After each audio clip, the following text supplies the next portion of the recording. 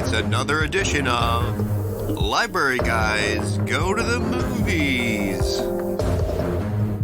I find your lack of faith disturbing.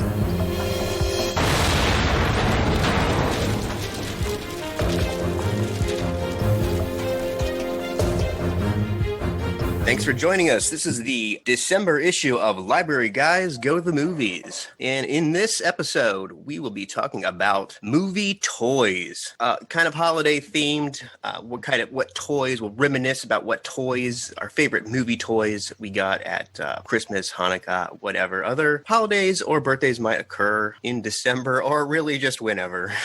Joining me today is George Morrison. He is a children's librarian at the Delaware branch, also a performer and absolutely a stand-up nice guy. Oh, shucks. So, George, when we talked about this subject, did you have any specific toys, memories that came to mind? Absolutely, and it brought in a really interesting topic for me to ponder. But in '83, G.I. Joe, I think it was Hasbro up on my notes here, came out with the Sky Striker, and it was a jet. And right in 1986 is when Top Gun, the movie, came out. Sweet. And so this toy had been out, and it was almost like a gold mine because it was, it wasn't Top Gun themed, but just because it had a, fighter jet that was super, military looking and awesome. So when '86 hit and that movie came out, and of course none of the kids my age saw it because we were too young to see it and inappropriateness, but we were like, hey, our parents love this movie Top Gun, awesome, I want this toy. And I remember getting it and just being like, Maverick, Goose, even though I'd never seen the movie in 1986. I remember getting the toy and just being like, yeah, storytelling, adventures, whoa, so cool. And it had these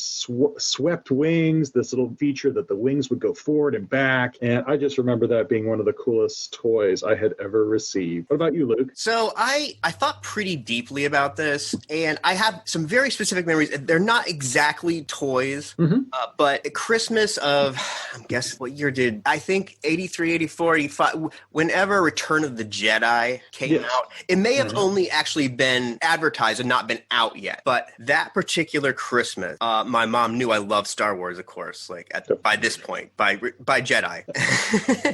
But she's also very practical, right? So we're not the most wealthy family on the block. So she gets me a backpack, Return of the Jedi backpack, which I in fact still have and saved all these years, so that I could walk to school that year by myself with my very fun and super sweet Return of the Jedi backpack, which I don't think any other kids had. So, very nice. I also got, and I don't know if you remember these, underoos. Oh, yeah. So that was like a sleepwear set for children. Oh, yeah.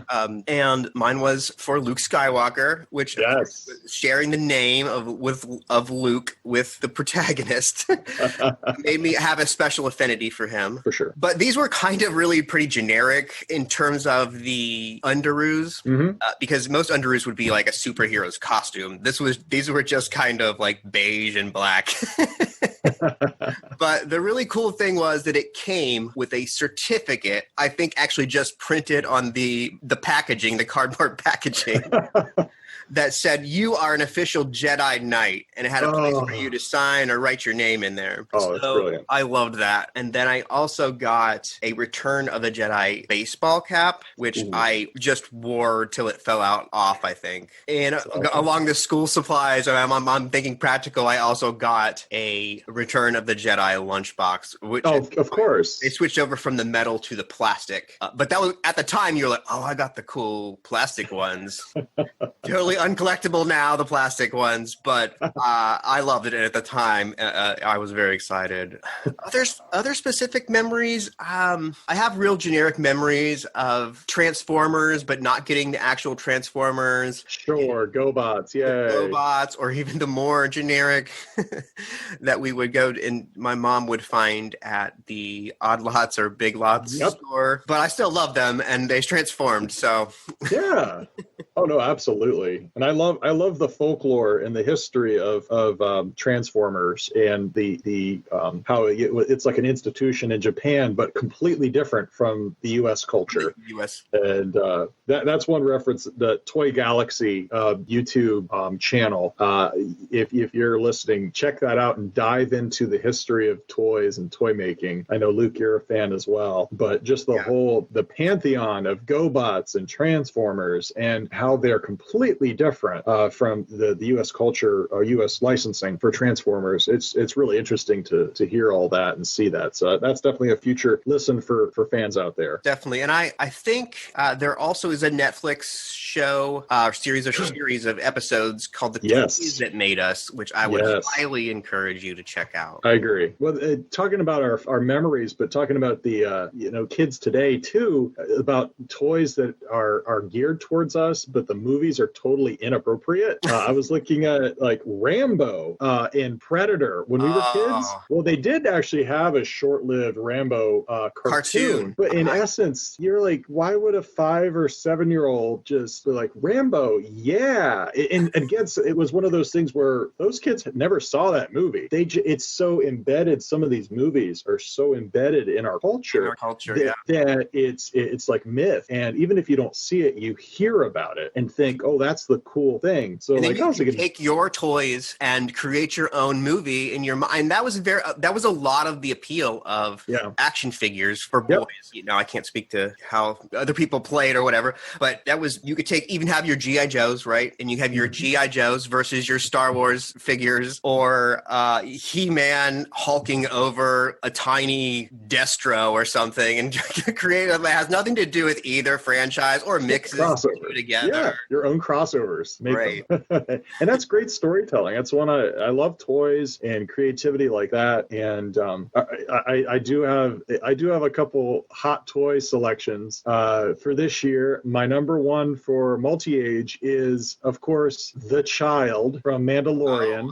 And I am encouraging the plush toy. Now, again, I am not sponsored by any of these companies, but I want the socio-emotional aspect of it, the toy value. The child is helpless, but also powerful in the story, of the Mandalorian, where, a child can create their own stories. And even if they don't see the show, they see this adorable creature and they can have empathy for it because they feel similar to that, the child. It's young, it looks innocent, it seems so simple, but yet in the show, of course, he's got powers. He's got the Santa Claus Jedi power. By the way, sorry, Santa Claus is a Jedi, in my opinion. Random. That's a discussion I had with my boys recently. Santa Claus, Dad, is Santa Claus a Jedi? And I said, you know what, son, that just blew my mind. You said that. And I love that play value where it's such a simple toy, but they can create adventures of their own, like we were talking about, and make their own stories. So that's like my hot toy, because it's like $24.99, the plush toy, and then there's like a super toy with Bluetooth that's $90, whatever. But go for the one that works more for you. But that's my hot toy. And then of course, for kids under 4 years old, I always tell parents my number one toy is colored wooden blocks.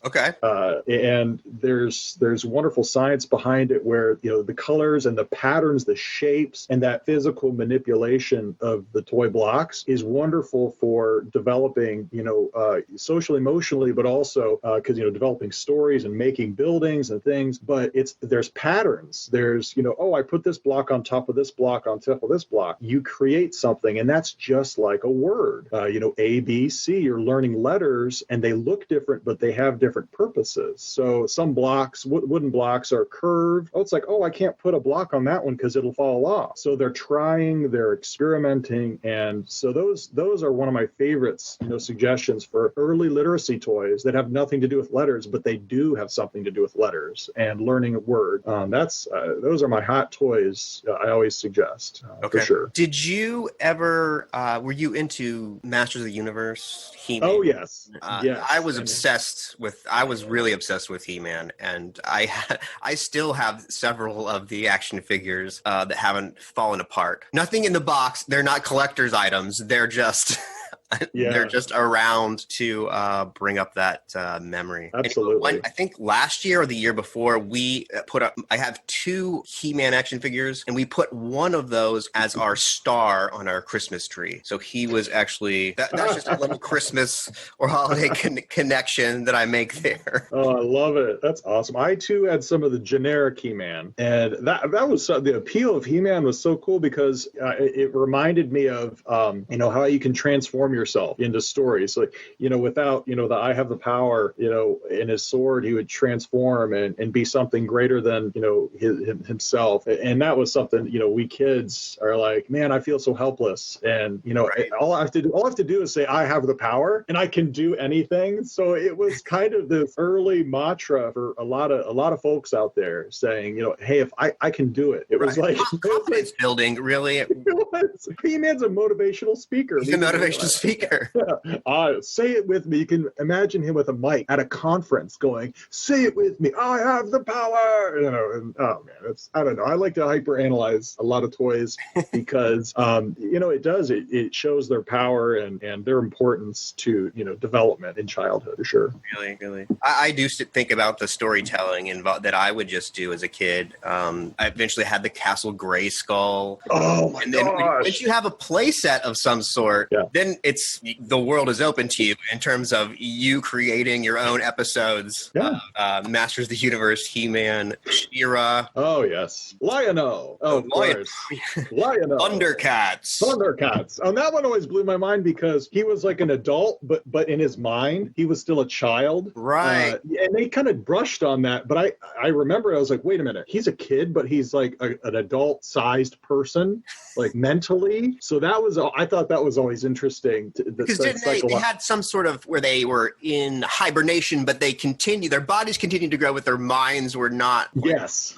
Right. And he was still a kid, and I was like, "Whoa, that's responsibility." It's like you just got thrown under the bus. You're now an adult, but you're not. It's like, wow. And again, I hyperanalyze that, going, boy, a lot of kids they get thrown under the bus like Lion-O did. Like they are all of a sudden, with family changes and things like that, they have to take on responsibilities. If there's financial challenges in a family's life, or like, hey, kids, I turned 16, I got to get a job to help out with the family. It's like instantaneous. Whoa, I just got thrown into adulthood. So that always made me think of that with that toy line and that story arcs that involved him still being a kid but an adult at the same time. Good stuff. Yeah, definitely.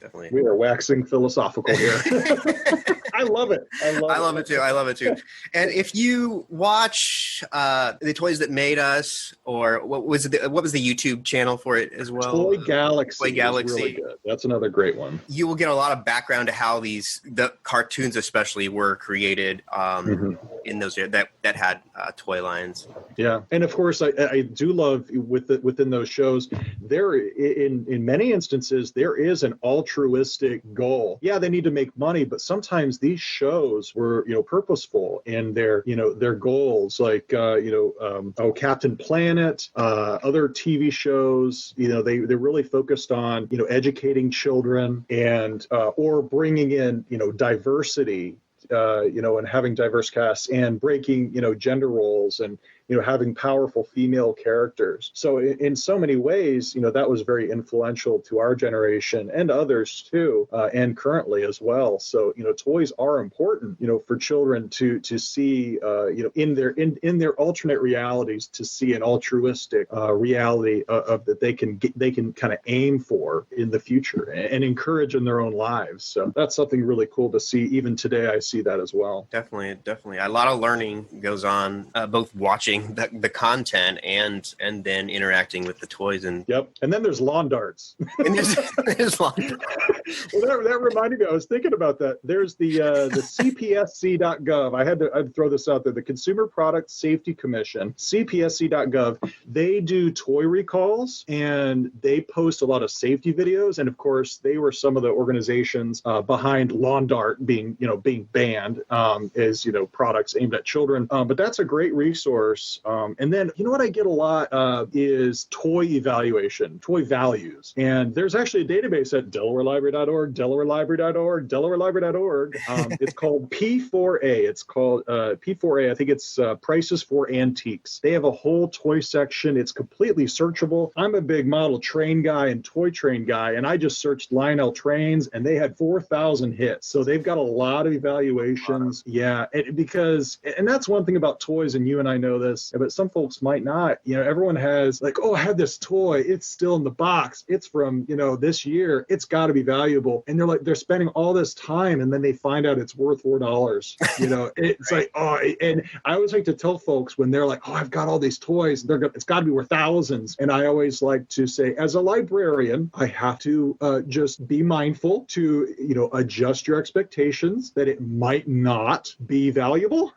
Right. I don't want to build, the percentages of toys that are super valued, in the thousands is so minute, unless you're looking for that Boba Fett that with the missile launcher. Missile firing Boba Fett. Which is, there's super rarities, but that's one thing with toys that, the value that I see is more intrinsic. It's more personal value. I've got things that, I've shared memories with my boys, and I'm like, this is valuable to me, but, as far as money value, it's probably not there. But the value there is so wonderful to keep or to pass on to family or friends. It's pretty cool. So, is there something, do you have a toy that you still have, another one, maybe another toy that you still have that you've kept onto that you'd be like, this has a value to me? Is there something else that you would put on that list, Luke? The lunchbox that I got is I still have that. I really do value that. Oh, you still have that? That's awesome. I do still have that. I do not have the thermos that goes in it. Oh no, those always disappear. Yeah, and I've often thought of going to eBay and buying the thermos, but in a way, it's like this is not a collector's item. It's just for my sentimental value. Yeah. So not having it is kind of like that's mine because I was the person that lost it at some point. Mm-hmm. Oh no, sure. I had a toy that was missing a leg, and I'm like, no, I'm not going to throw it away. I think it's cool. Now his storyline is he lost the leg. He lost the leg, right? Yeah, and that's no, for sure. Yeah, those little marks, those little, put Andy on the bottom of the boot. You put the name. That's your object. Your adventures are still there in that toy for sure. So most of the stuff that I still have and still collect are things like that. They're not in the box. I have a few collector type in the box. Oh, sure. That I don't probably ever expect to actually sell. Mm-hmm. I used to have a Luke Skywalker action figure, and I had it it was the only one I kept or was able to keep, but I have since misplaced it. So I feel really bad about misplacing that item, but it was nothing in the box. Sure. It's just, I remember, it brings up that memory or prompts that memory. Yeah, it's okay, Luke. Pat. They're there. Luke's just on an adventure. He'll be back.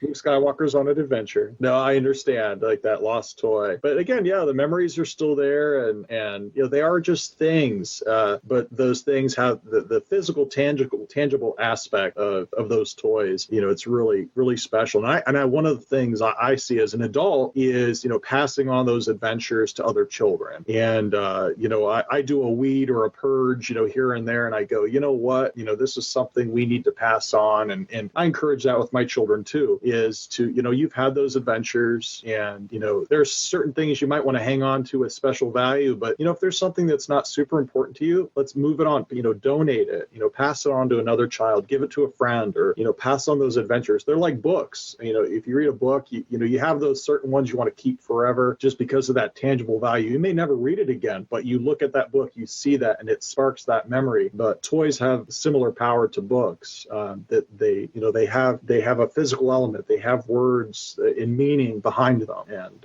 it's pretty cool. I always love that aspect of toys. As a librarian, it's a very similar aspect. George, one thing I thought about once we got the maker space, I was thinking about that in relationship to toys and how you lost the accessories that came with the toy. I lost half of HeMan's sword or a belt or something, and I'm thinking like nowadays you can go and go to our library and 3D print yourself a new sword. Oh my gosh, that's right. Yeah, all those little tiny, monocolored, accessory packs. Like, like, oh man, there's his briefcase or his backpack, and that's a great idea. That shoots out of the arm. Yeah, for sure. That's awesome. Never thought about that. That's great. I have used the makerspace for some model railroading and some toy train stuff, which is great because there's a huge community out there. But yeah, I bet you there's probably CAD information and design information for replacement lost parts. That's a great idea. Action figures, yeah. So, what have you watched anything lately that you're particularly interested in? Have you been are you a Mandalorian guy? I am. This is the way. I totally love Mando. But one that I just thought about this that got me thinking about the toy line stuff. I'm loving HBO's Watchmen. Okay. The television, the series. Wonderful Miller's graphic novel series based on a graphic novel series. Now this is totally adult, but right. I'm waiting for a child's line of toys to come out. But with the irony, of course, it's kind of the antithesis of a superhero movie. The Miller was kind of anti-hero, the superhero, the all important person above humans aspect in the comic books. But yeah, that's one thing I was like, oh wait, no, I haven't seen many Watchmen in toys because the subject matter is so deep and it's so dark and so adult oriented. And of course, like there's the Boys on Amazon. Amazon Prime has the Boys series, which is another almost anti-against superhero aspect. And I haven't seen any toys there yet. But again, we were just talking about Rambo and Predator. It's like where there's cash, there's a dash. Maybe they'll make toys. And of course, there's, as you know, Luke, there's the whole lines of toys aimed at adults. There's adult action figures. They are marketed. They're $50 a pop. Yeah, McFarlane stuff. The McFarlane stuff. That's always interesting. But yeah, I'm really liking the Watchmen right now. I love the storytelling, the writing. There is a lot of adult language, but I love that for adults. It's really interesting to go, wait, people are anti-superhero. It blows some people's minds to think philosophically. Should there be a person that is basically a god? Should there be a person that can turn into a god with superpowers based on science? It's like, wow, there's a lot of moral questions there that makes people think about that. But what about you, Luke? What are you watching right now? I have not started the new season of The Mandalorian yet. I do plan on it. Well, we just watched the Peanuts holiday special, the original Peanuts holiday special. I love the adults. That's so great. I love that from the kid perspective. They're just jabbering. Yeah. Watch The Grinch. We watched a few classics, I guess. Or the Muppets movie, the original Muppets movie. Emmett Otter's Jug Band Christmas. I watched, that is one that I absolutely adore, and I watch every single year. Yeah, same. And it holds up. Nothing is lost. Very, very sweet movie with a sweet message. I agree. Yeah, it's kind of a hidden gem, semi-cult following for that movie. But yeah, if folks out there haven't seen that, the music is wonderful. They finally released the music in digital audio files just 2 or 3 years ago. Oh, wow. Yeah, it was not released LP or nothing. It was just a HBO special, I believe, in the 80s. And the music is outstanding. And the CD was just released a couple years ago, and I was so excited. I got it immediately and listened to it over and over again. But it's funny because some of the music in that special is so great. Very, very wonderful. I might have to add that to my Christmas list this year. Yeah, the album, it's just wonderful. Yeah. Oh, I did just watch the Christmas Chronicles with Kurt Russell as Santa. Kurt Russell and Goldie Hawn is... Goldie Hawn. The sequel was really good. That's where, spoiler alert, that is the Christmas Chronicles 2 is where my boys asked me if Santa, or they suggested Santa was a Jedi. So when you see the movie, if you see it, you will pee your pants laughing, going, oh my gosh, my mind is blown. Santa is a Jedi. So, I will be watching that with that in mind. Yeah, Kurt Russell's really good. I mean, a lot of the Santa Claus, the movie from the 80s, there's all these these classic Santa Clauses. And, even Tim Allen's version was very interesting. But Kurt Russell kind of brings this grittiness that, he goes, oh, that's a myth, and his Kurt, no, I don't go ho, ho, ho, in his Kurt Russell way. That really, it's funny. It brings a funny dynamic for adults, but the kids still enjoy it as well, even though they don't look at him as an Escape from L.A. Kurt Russell or Big Trouble in Little China. Yes, oh my gosh.